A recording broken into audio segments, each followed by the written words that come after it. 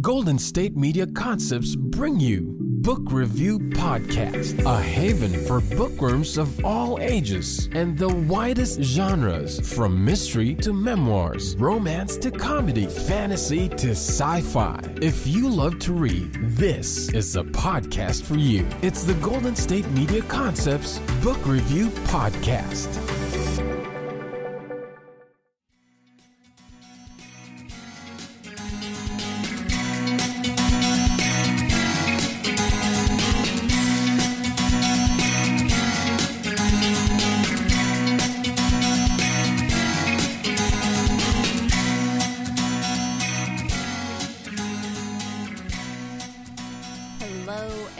Welcome to the GSMC Book Review Podcast, brought to you by the GSMC Podcast Network. I am your host, Sarah. It is another Tuesday, another episode, another interview, and I hope that you are doing well. My gosh, it's the middle of June already. That means that we are dang near halfway through this year. I don't even know. I hope you had a good weekend. My weekend was spent between working on a huge project that I'm trying to get done and battling a migraine. So not maybe the best weekend, but there were some good stuff. There were some good elements in there. One of the good parts of the weekend was this interview. So that's always nice. As I mentioned at the end of the last episode, I am speaking today with author Bethany Mangle about her debut novel, Prepped. This is a young adult novel about growing up in a doomsday community. And let me just read you the back of the book. First of all, on the front of the book, it says, "There's no survival guide for falling in love." And then when you flip it over, it says, "Always be ready for the worst day of your life."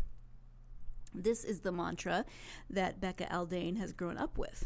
Her family are doomsday preppers, part of a neighborhood that prioritizes survivalist training over trips to the mall or senior prom. They're even arranging Becca's marriage with Roy Kang, the only eligible boy in their community. Roy is so enthusiastic about prepping that Becca doesn't have the heart to tell him she's planning to leave as soon as she gets a full ride to a college far, far away. Then an accident rocks Becca's family and pushes the entire community deeper into the doomsday ideology. With her getaway plans in jeopardy, the only person Becca can turn to is Roy, who reveals that he's not nearly as clueless as he pretends to be. When Roy proposes they run away together, Becca will have to risk everything for a chance to hope for the best instead of planning for the worst. And so, it also says, for fans of Jeff Zentner and Katie Henry comes a thrilling and funny debut about a teen raised in a doomsday community who plots her escape with the boy from the bunker next door. I know about preppers. I actually have some friends who are preppers in some way. They've never told me a lot about their personal prepping preferences. That was a lot of P's, but they're open about it. They talk about the fact that they do have some prepping tendencies, but I hadn't thought into this level of that lifestyle before. I guess I thought of it more as kind of like individual families as opposed to this community. This is a whole neighborhood of preppers. They live in community. They're even arranging marriages.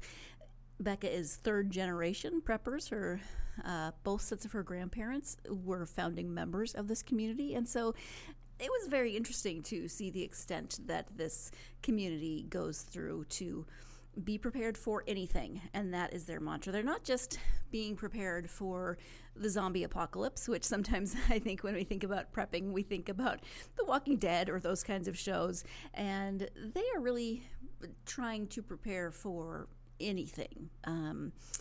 Invasion, kidnapping, murder, I don't even know, just anything you can think of, anything bad that could happen, they are trying to be prepared for it. Earthquakes, doesn't matter that they live nowhere near a fault line. Earthquakes, tsunamis, flooding, and really, really interesting. And Becca as the character is just not wanting to be involved anymore. She wants to be a normal teenager. She wants to go to college. She does not want to have an arranged marriage and be forced into the career that the community deems fit for her.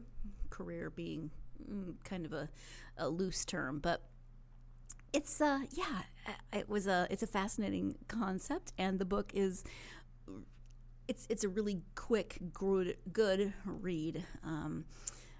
There's humor, there's, wow, this is crazy moments, all those good things. So let's go ahead now and turn to the interview.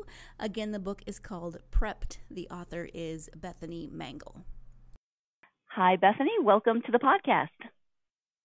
Hi, thanks for having me on. I am happy to have you on, and I'm excited to talk to you about your new young adult novel. It's called Prepped. Before we get to the novel, though, if you could start by sharing a little bit about yourself so my listeners can get to know you a bit, that would be great. Okay, I'm pretty boring. I basically just read a lot and hang out with my dogs. I'm 29 years old. I live in Mississippi.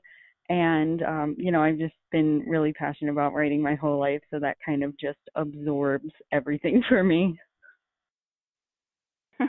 I think you're the first person who started that answer with "I'm pretty boring," but you do have a book published, so you can't be too boring. Let's talk about Prepped. Can you share the premise of the story? Sure. So you would think, like, after writing a book that I would be able to summarize it in any sort of reasonable way, but I always find that to be the most difficult. So I'm going to steal a line from my amazing publisher who did it for me. So Prepped is really about a girl who's raised in a doomsday prepping community, and she plots her escape with the boy from the bunker next door. Yeah, yes, he is the boy from the bunker next door. I do like that description. So, yeah, they are in Ohio. They are in a doomsday community. Not only that, but she is third generation prepper, which I found interesting. I guess I'd never really thought about it before. I know people who have kind of this mentality, but I didn't realize there were communities or that there were generations of people. So what was your initial inspiration for the story? Well, I work in nuclear power, and as you can imagine, there are a lot of safety rules and emergency management rules. So I was watching a drill at work and thinking, like, what would it be like if you had to be prepared for everything all the time, but in your personal life? And I'm talking about things that, like, don't even make sense, like, the ability to get a tsunami off of a lake, like the most fantastical, outlandish things possible. And if you took that mentality and then applied it to just your everyday routine life, what would that be like? Yeah, that's actually really interesting because I think when I think about doomsday or things like that, the things that come to mind are like apocalyptic movies that generally have some sort of a virus involved, and it turns into The Walking Dead or whatever. But this group is really trying to prepare for everything, which is impossible. But wow, yeah, talk about being prepared. The main character is Becca. Can you talk a little bit about her and what you think will resonate with readers with her character? Yeah, so I mean, all of my characters have a little bit of me in them, but Becca is really in response to kind of the protagonist I wanted to see when I was younger, when I was in the young adult reader kind of age group, which is I wanted to see an imperfect person who has a lot of flaws, that A lot of the books that I read growing up had these heroes who were so moral and so strong, and you never saw them like fumbling or just, and I felt like a disaster area. So I wanted to kind of show this character who is really flawed and confused about what she wants, who does the wrong thing, who makes the immoral choices sometimes, and bends the rules and is not really sure about anything except for kind of her end goal, and is figuring out how to get there along the way. So that's really the basis of where Becca came from when I was drafting this. Actually, I really like what you just said, because oftentimes when I read young adult, I try to put myself into the position of I'm 14, 16, 18, whatever age, and thinking, as a 15-year-old, how would I have responded to the situation? Not like that. and I like that the Becca she's not a normal 18-year-old, of course, because of how she grew up, but she's a normal 18-year-old. She doesn't quite know what she's doing. She's trying to figure and things that's the out point. Yeah, and she is trying to figure things out with no family support, because even on a good day, her parents aren't really parents. So yeah, I liked that about her.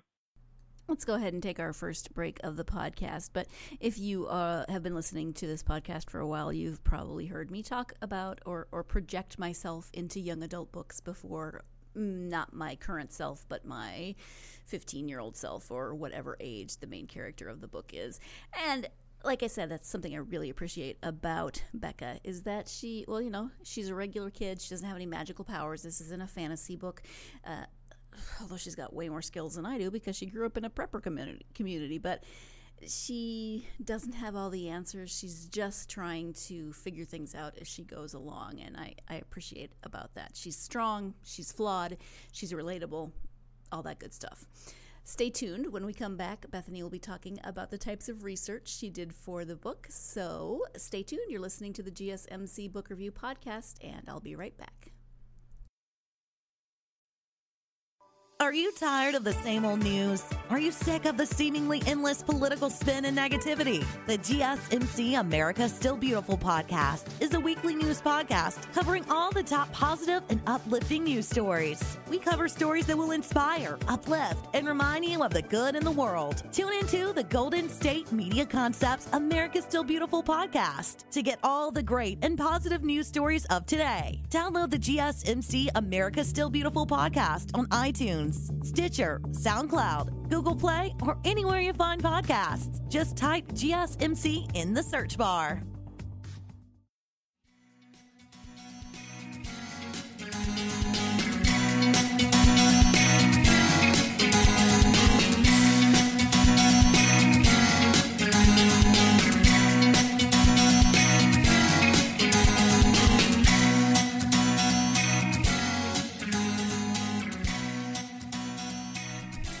Welcome back to the GSMC Book Review Podcast. I am speaking with author Bethany Mangle about her debut novel, Prepped. Let's go ahead and return to the interview. I am both frightened and really intrigued to ask this next question, but what types of research did you do for the book? Okay, so I went down so many completely unrelated rabbit holes that I didn't need to. I would be researching something totally ridiculous for 45 minutes and then realize it had nothing to do with Prepped. I was just hitting you're reading this article, do you want to read this one? And then I would end up on something totally unrelated. So most of my research, I do have to credit to my husband, which I don't know if you've seen The Big Bang Theory, but I basically compare him to Sheldon Cooper. So if I have a question about anything technical, like how would it be possible to power an underground bunker, he can just rattle off the answer off the top of his head. So we joke that we're two different kinds of nerds, because I'm very bookish and he's very about his engineering things like bridges and trains, and so that was very helpful, having someone to bounce ideas off of. But then I also was just looking up, like accident statistics, like what things are the most probable that would stick out in someone's head, what is like the most ludicrous thing that could possibly happen. And then I just kind of sprinkle those references in, like talking about, seismic rated picture hooks and things like that normally you wouldn't even conceive of if you weren't like on a fault line. So a lot of it was also just like very minor things in addition to like the very heavy research. Yeah, but I bet you learned some really fascinating things that you may or may not ever need to know, but you do know them now. That's kind of cool in some ways. I mean, I will admit that some of the research did seem a little more like relevant once the pandemic started. Yeah, I bet. Yes. I also was kind of thinking, I wonder how this group would be in the pandemic. I was trying to sort of project myself into their thought process on that one. In terms of character development, do you like to flesh out your characters before you start writing and have a really solid idea of them, or do the characters come to you kind of as you're writing? How does that work for you? I don't outline at all. I usually get an idea that is a single scene in my mind that I see really, really clearly. And from that point, I will write another big scene. And so I'll write chapter 2, chapter 9, 14, and 27. And then I just start filling in all of the things in between. So I'm really building events and pieces as I go along, and that includes the characters. Like I have an idea of who they are, but sometimes I see an opportunity to really like, oh, okay, I can go into their motivations here. And while I want all of my characters to have their own personalities and their own hopes and dreams and everything, I also sort of don't want to flesh them out too much, because I feel like, again, going back to when I was a teenager, I was still figuring out myself and my own identity, and that's something that I want to show in all of my characters, that they might not be the most like three-dimensional people, because I wasn't a complete and whole person at 15, 17. And so I also want there to be questions about who they are, because they are still questioning who they are.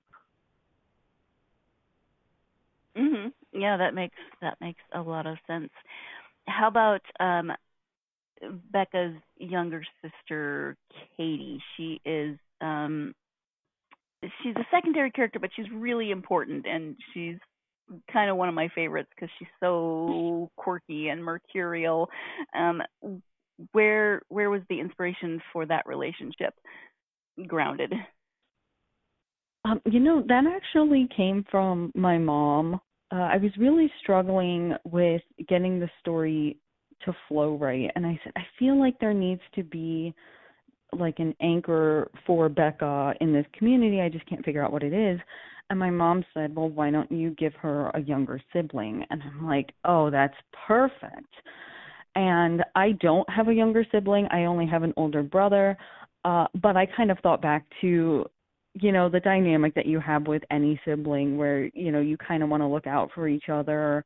And you're not always similar to each other, but you're still in the same family. You still have a lot of shared experiences, but you can go in different directions.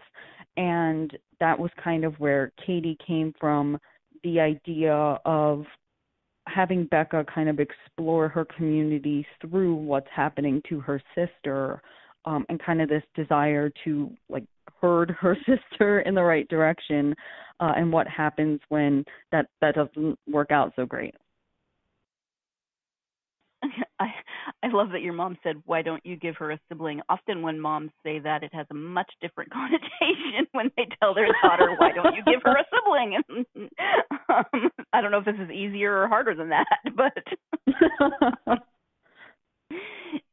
you mentioned that that all your characters tend to have a little bit of you in them, but are there other autobiographical elements within your writing?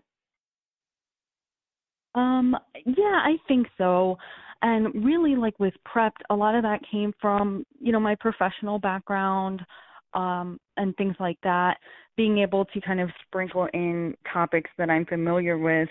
And it took me a long time to realize that write what you know doesn't have to be the situation. It can be an emotion, it can be a friendship or a feeling.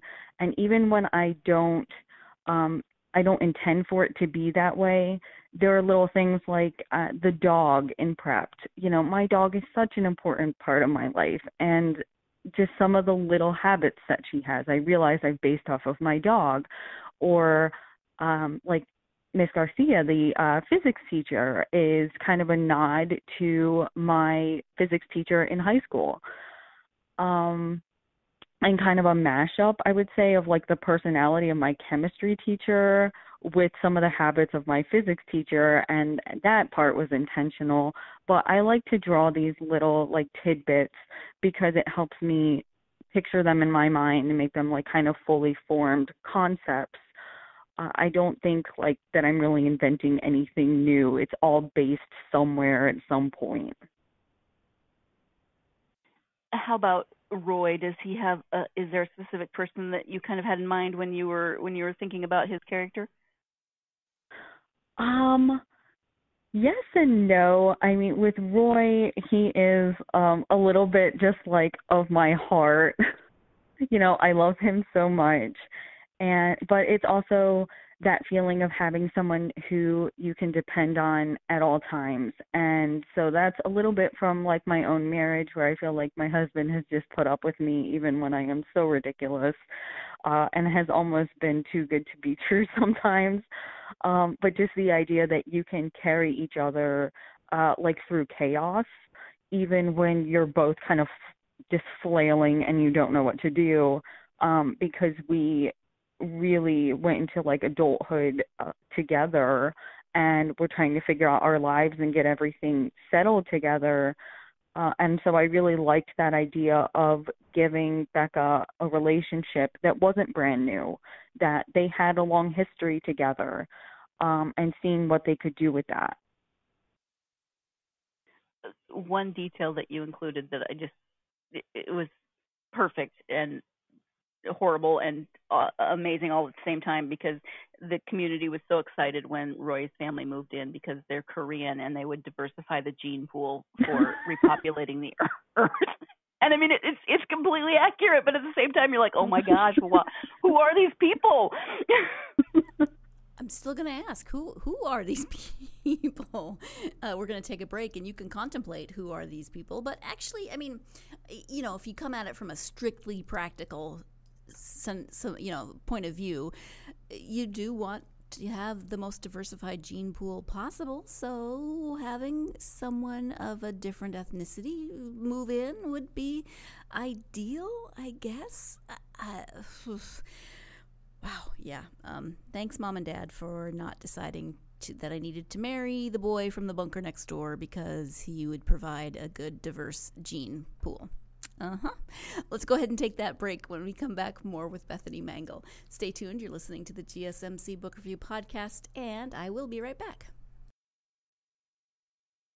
Tired of searching the vast jungle of podcasts? Now listen close and hear this out. There's a podcast network that covers just about everything that you've been searching. Hey! The Golden State Media Concepts Podcast Network is here. Nothing less than a podcast bliss with endless hours of podcast coverage. From news, sports, music, fashion, cooking, entertainment, fantasy, football, and so much more. So stop lurking around and go straight out to the Golden State Media Concepts Podcast Network. Guaranteed to fill that podcast itch. Whatever it may be. Visit us at www.gsmcpodcast.com. Follow us on Facebook and Twitter, and download us on iTunes, SoundCloud, and Google Play.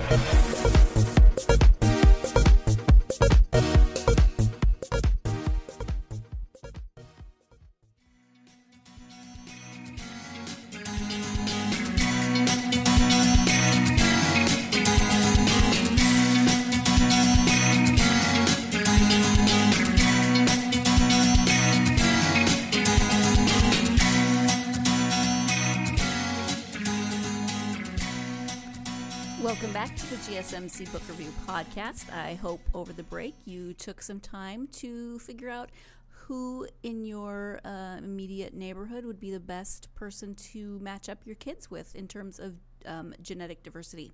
It's very important to think about these things. Let's go ahead and return now to the interview with Bethany Mangle.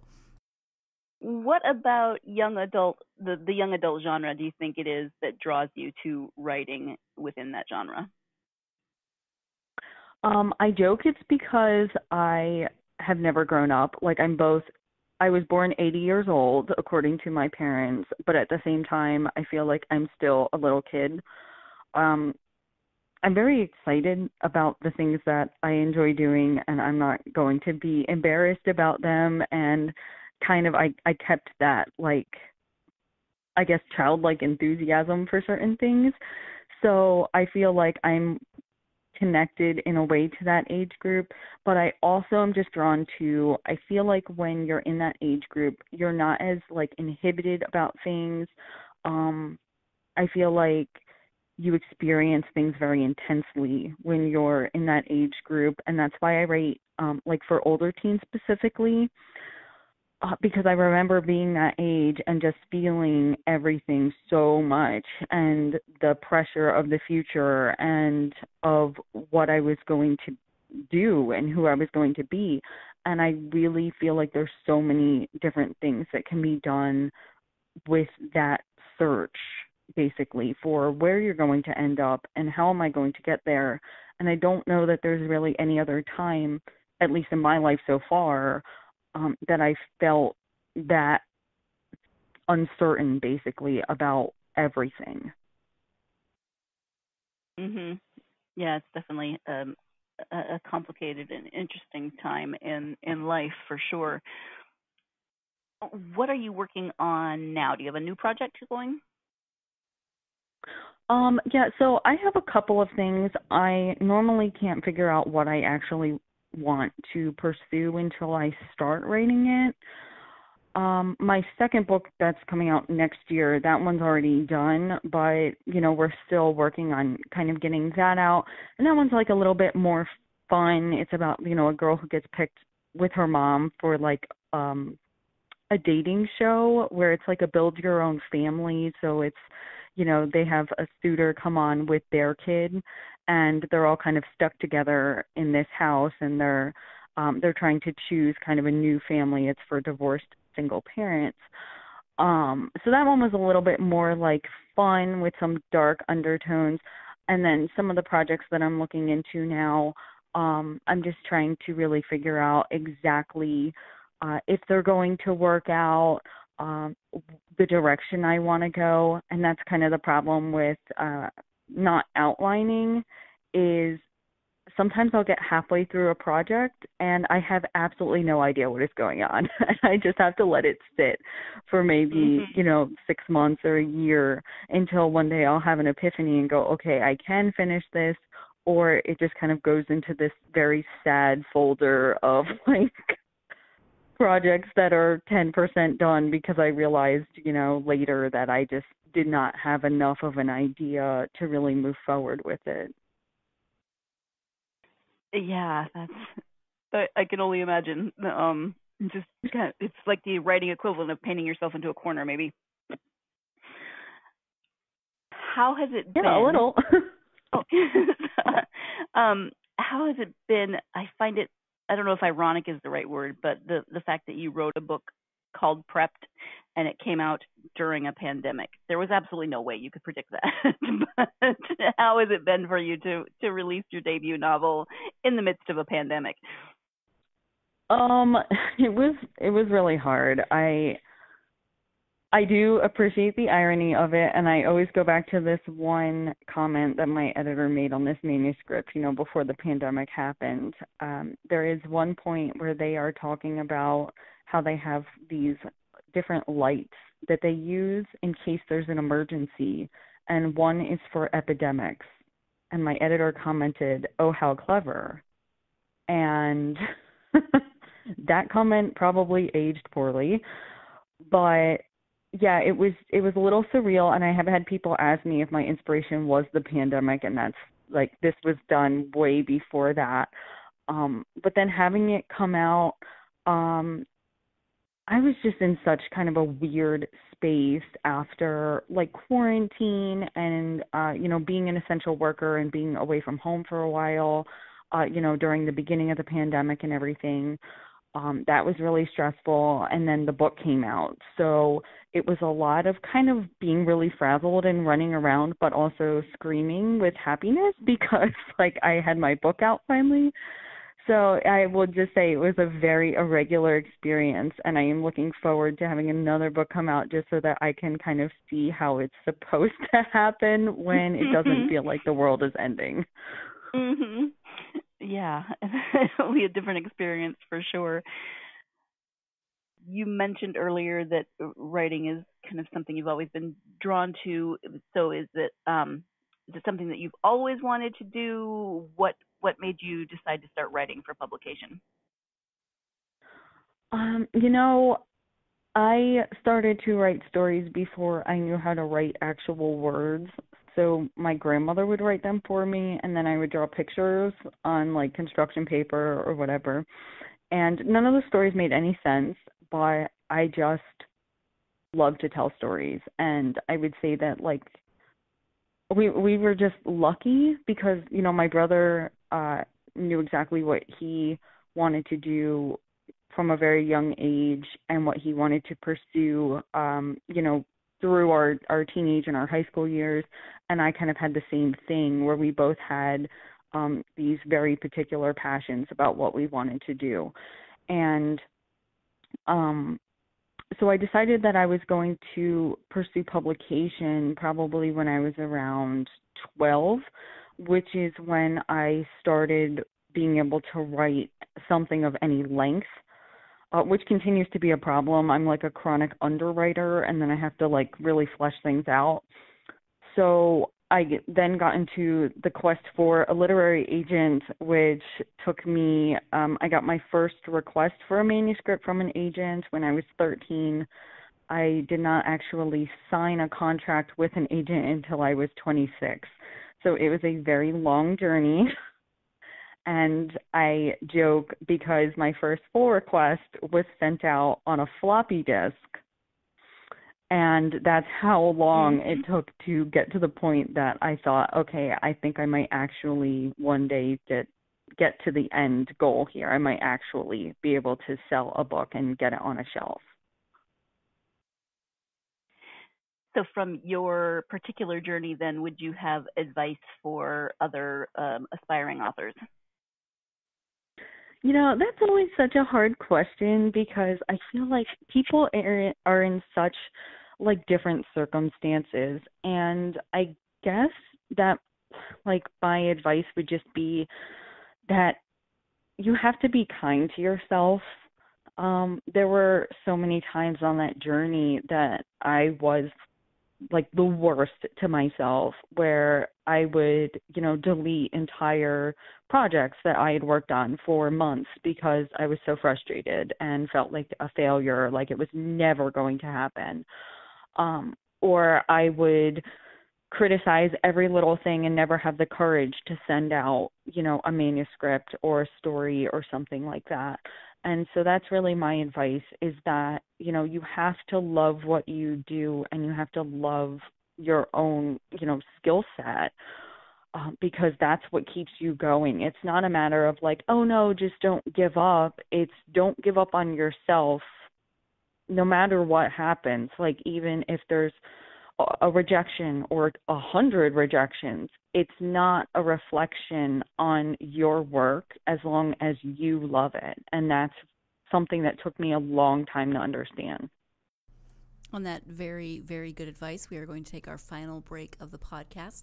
Before we go to break, though, I was just thinking, this is a while back, right after the second break, when Bethany was talking about research and how she would get sucked down these rabbit holes, and then she would ask her husband, and he would just have these answers.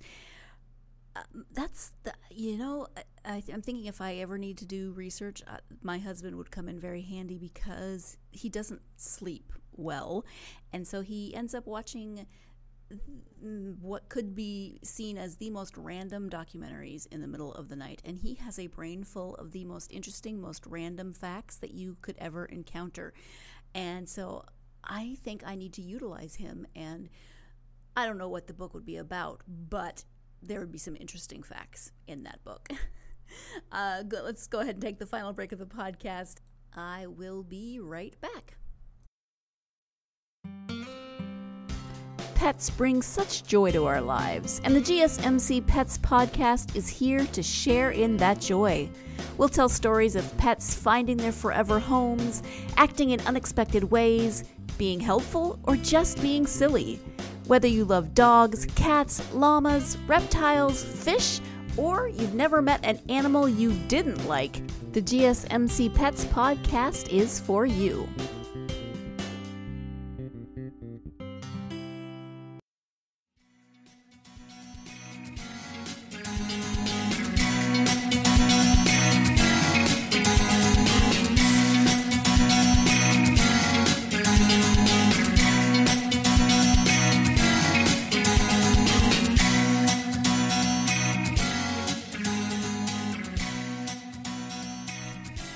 Welcome back to the GSMC Book Review Podcast and the conclusion of my interview with author Bethany Mangle.